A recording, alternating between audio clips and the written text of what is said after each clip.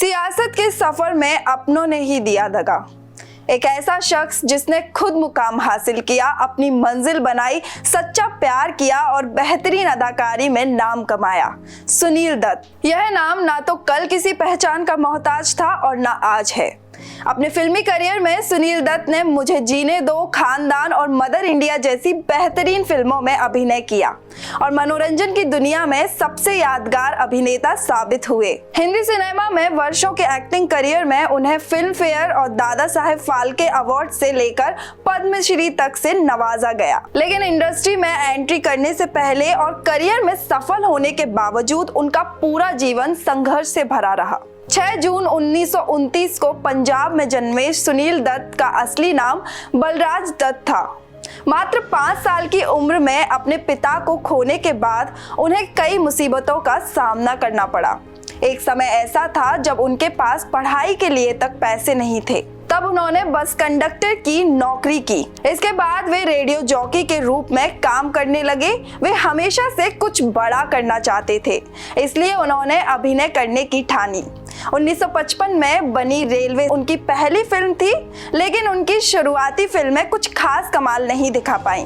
पर 1957 में आई mother India ने उनका जीवन ही बदल दिया। यूं तो वे पहले से मशहूर अभिनेत्री नरगिस पर फिदा थे, लेकिन इस फिल्म की शूटिंग के दौरान वे उनके और करीब आ गए। एक बार जब सेट पर आग लगी, तब नरगिस को बचाने के लिए सुनील ने अपनी जान की परवाह तक नहीं की और आग में कूद पड़े। इस दौरान वे घायल भी हो गए। सुनील नरगिस के केयरिंग नेचर के कायल थे।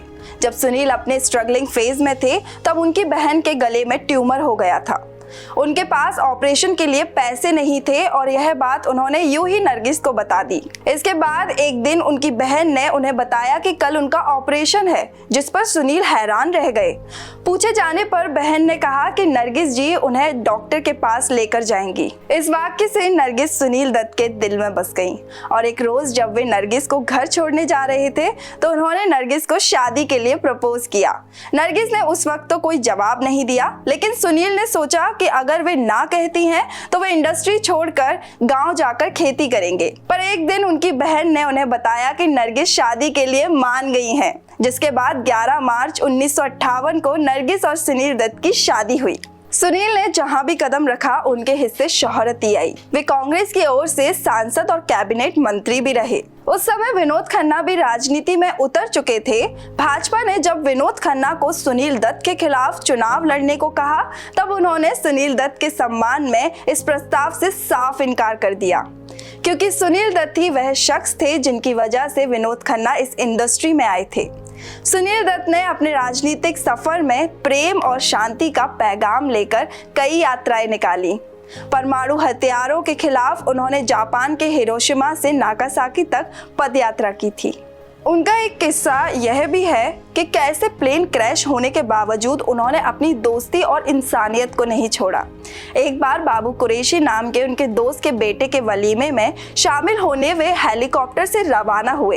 इस दौरान उनके साथ उनके अन्य दोस्तों की बेटियां भी थीं। इसी बीच हेलीकॉप्टर क्रैश हो गया, उसमें आग लगने लगी और चोट के चलते पायलट बेहोश हो गया। उन्होंने दरवाजा तोड़ने के लिए इतनी जोर से धक्के मारे कि उनका हाथ फ्रैक्चर हो गया। इसके बावजूद उन्होंने पहले यह कहते हुए बच्चियों को बाहर निकाला कि मैं अपनी जिंदगी जी चुका हूँ, तुम्हें इस जीवन की ज्यादा जरूरत है। और पायलट को निकालने के बाद ही वे बाहर आए।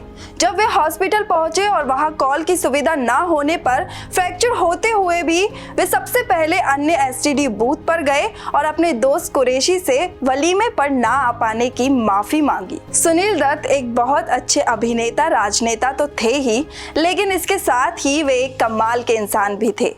वे हमेशा ही अपने लोगों की मदद के लिए खड़े रहते थे और अपने जीवन के अंतिम दिनों तक सभी से मुस्कुरा कर मिले। उन्हें अपने जीवन में तमाम उपलब्धियां मिली, लेकिन उनकी परेशानियां कभी भी कम नहीं हुई।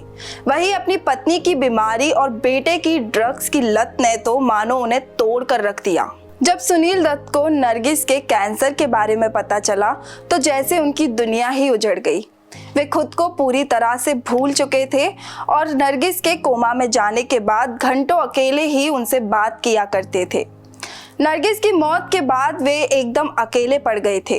वहीं दूसरी तरफ उनके बेटे संजय दत्त बुरी तरह से ड्रग में डूबे हुए थे।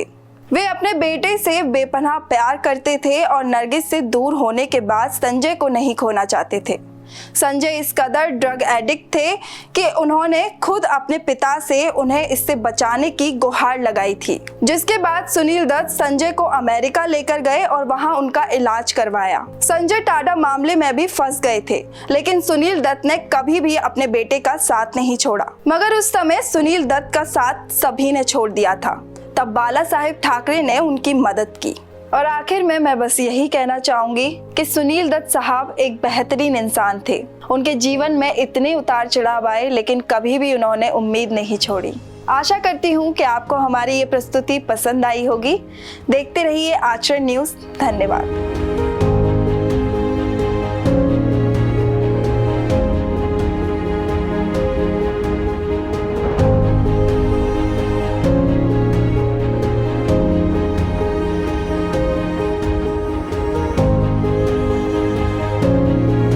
देश दुनिया की सभी खबरें देखने के लिए जुड़े रहिए आचरण न्यूज से। आचरण न्यूज, हर कदम आपके साथ।